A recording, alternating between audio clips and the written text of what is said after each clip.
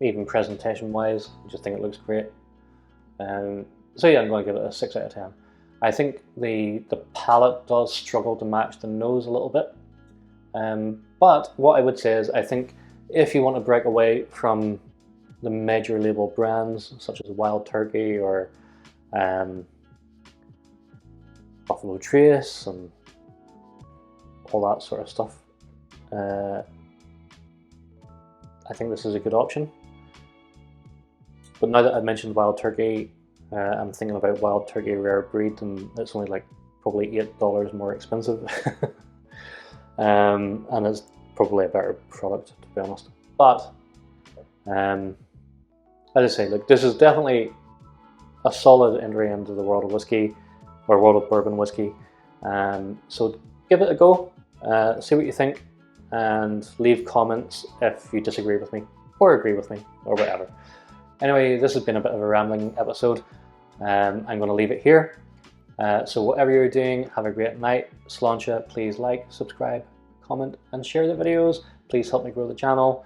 And until next time, when we're going to be back in Ireland, have a great night. And thank you so much for watching. Sláinte.